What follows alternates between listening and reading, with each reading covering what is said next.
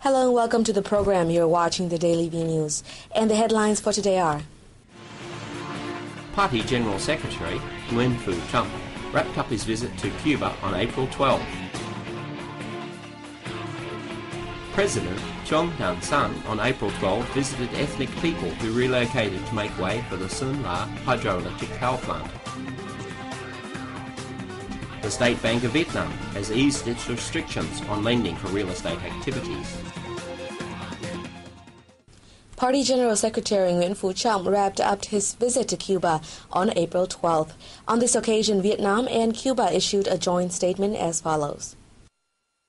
In the statement, Vietnam confirmed that it always supports the Cuban people's just struggle and asks the U.S. administration to immediately and unconditionally end its economic embargo and other anti-Cuba activities it has imposed for more than half a century.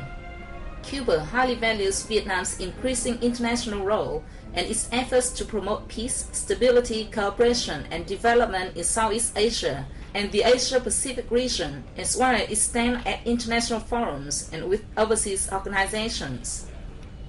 Both sides said they are delighted at the level of their bilateral relations and agreed to continue to strengthen political ties, step up the exchange of experiences and other issues of mutual concern. They agreed to promote cooperation and mutual assistance at international forums in which both countries are members. Earlier, Party General Secretary Nguyen Trong paid a visit to Fidel Castro, the leader of the Cuban Revolution and the Cuban people.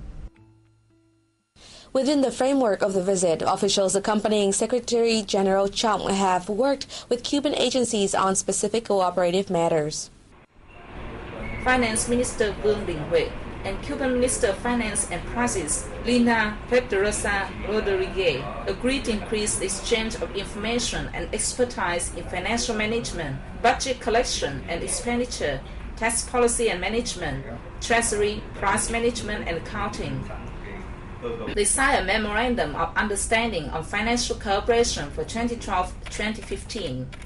The Vietnamese delegation attended the inauguration of a lighting system funded by Vietnam along Jakarta Street in Havana.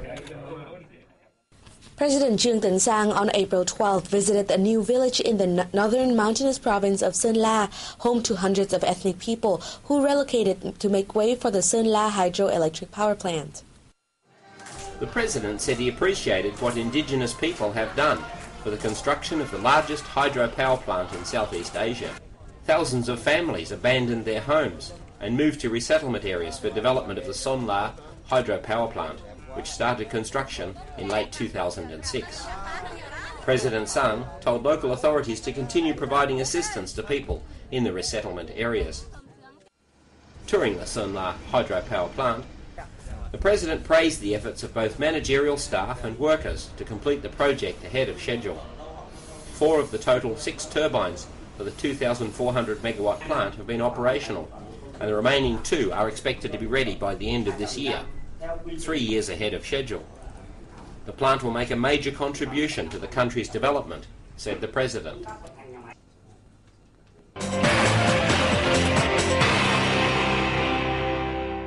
At a regular press conference on April 12th, the spokesperson of Vietnam Foreign Ministry again asked China to unconditionally release Vietnamese fishermen who were detained by China on March 3rd around the Hoàng Sa or Paracel archipelago. In response to questions about the latest development of the case, spokesperson Lung Thanh Nghị said China needs to respect Vietnam's viewpoint. We have repeatedly made Vietnam's point of view on this issue very clear with China. China needs to respect Vietnam's stance and respond to our demands so that the case will not affect bilateral relations. Regarding a recent request by China that Russia stop oil and gas projects in the EC, the spokesperson said current cooperation projects between Vietnam and its foreign partners in oil and gas, including projects with Gazprom, are all located in Vietnam's exclusive economic zone and continental south, under the country's absolute sovereignty, in accordance with international laws, particularly the United Nations Convention on the Law of the Sea in 1982. Vietnam welcomes oil-related partnerships with foreigners in its exclusive economic zone and continental shelf, and commits itself to protecting the legal rights and benefits of foreign partners. The spokesperson also informed the press on the party and government schedules of activities in the time to come. General Director of Vietnam News Agency VNA Nguyen and Visiting Deputy General Director of Russian News Agency TASS Aliadina Farid met in Hanoi on April 13. They discussed ways to enhance the two news agencies' future cooperation. Our report has more. General Director Loy briefed Deputy General Director Aliadina Farid on VNA operations regarding the development of multimedia products like online newspapers, news on mobile phones, and television broadcasts. He stressed the good performance in the two agencies' recent cooperation in exchanges of information, high-ranking delegations and reporters, and support for activities of their correspondents. Deputy General Director Aliadina Farid said TASS always attaches importance to promoting traditional relations with VNA. He said he wants the two news agencies to expand their relations and proposed the two sides organise a 3D photo exhibition to introduce the land and people of both countries. Both officials agreed to consider the possibility of signing an agreement on exchange of multimedia and training in the Russian and Vietnamese languages for their reporters in future. The same day, the TASS Deputy General Director was received by Standing Deputy Chairman of the Vietnam Journalists Association, Ha Minh Huay.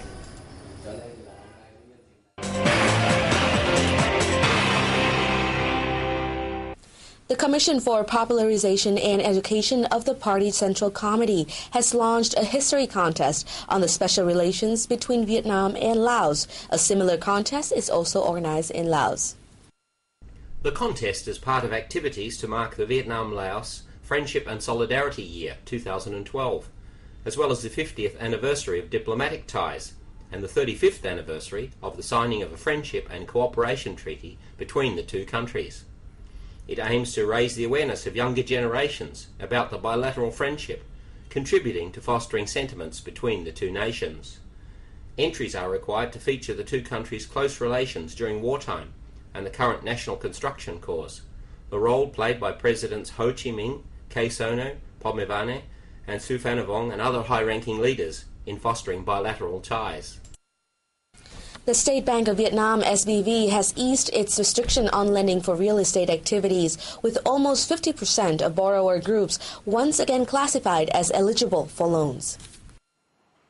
This move was taken following careful analysis of the current economic situation, in order to avoid affecting efforts to reduce inflation to less than 10% and maintain macroeconomic conditions and GDP growth at suitable levels. The State Bank Governor said loans for real estate are less than 10% of total loans, but loans guaranteed by real estate account for nearly 60% of total outstanding debt. In the short term, we will loosen credit on real estate step by step, especially lending for housing. Housing prices are more reasonable now. If more credit is available, a stock of unsold houses will be cleared out, creating an appropriate flow of capital in the national economy. Opening the door for credit flow into real estate is also expected to ease burdens on other related industries, such as cement, iron and steel manufacturing. It will also help the banking system find a way out for bad property loans. As part of the ongoing Huế Festival, this Peaceful World Festival, which took place on the banks of the Huang River on April 12th, attracted crowds of tourists and local people. The theme of this year's event took inspiration from the country's aspirations for unity, peace and prosperity, which originated during thousands of years of struggling against foreign invaders and promoting national development. In 3 parts and with 9 acts, the show gave the audience an evening featuring the romantic and wonderful world of poetry and royal music. Following the Journey of Reclamation and Huang River Legend events, this event has become the highlight of the 2012 Huế Festival and successfully introduced Vietnam's unique cultural traditions to international friends. And we have covered all the stories for today. Thank you for watching. See you next time.